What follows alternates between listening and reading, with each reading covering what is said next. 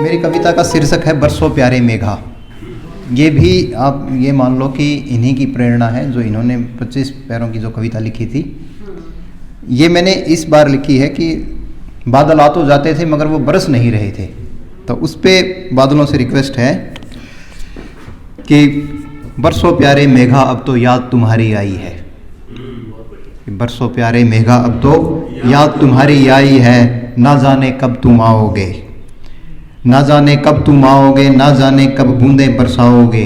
मेहमानों से लगते हो तुम, नखरे इतने करते हो तुम, मेहमानों से लगते हो तुम, नखरे इतने करते हो तुम। हवा भी चुपके से कह जाती, बदली हुई पराई है। बदली का मतलब बादल का छोटा रूप, कि हवा भी चुपके से कह जाती, बदली हुई पराई है। बरसों प्यारे मेघा अब तो याद तुम्हारी आई है। नाना घर की है ये बात कि बच्चे छुट्टियों में, गर्मी की छुट्टियों में नाना जी के घर चले जाते हैं। नाना घर की है ये बात, गरद बवंडर की वो काली रात। गुमसुम से तुम आ गए थे, बिन बरसे ही भाग गए थे। नानी कहती नातिन से, लगते ये तेरी ही परछाई है।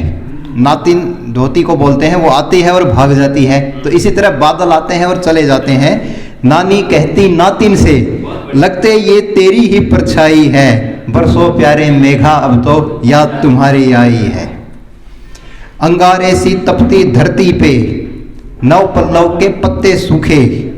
पैदल चलती दादी सोचे, क्यों ये प्यासे कब के भूखे। पत्ते सूख जाते हैं, नए प्लांट जर्मिनेट होते हैं। कि अंगारे सी तपती धरती पे, नव पल्लव के पत्ते सूखे। पैदल चलती दादी सोचे, क्यों ये प्यासे कब के भूखे।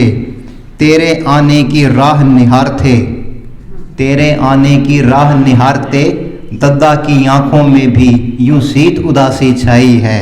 बरसों प्यारे मेघा अब तो याद तुम्हारी आई है। और आखिरी की 8 लाइनें हैं, इसमें से 4 लाइनों में शिकायत है और बाकी की जो 4 लाइनें आखिरी की उसमें बादल बरस गए हैं। कि आओ मेघा, अब्बू जैसे पानी भर लाओ मेघा। जैसे राजस्थान में मैंने देखा, जो घर का मुखिया है वो कई किलोमीटर दूर से कुएं से पानी भर के लाता है। अब्बू की रिस्पॉन्सिबिलिटी है घर में पानी पहुंचाना। कि आओ मेघा, अब्बू जैसे पानी भर लाओ मेघा। टुकड़ों में ना आओ तुम, पूरा ही छा जाओ तुम।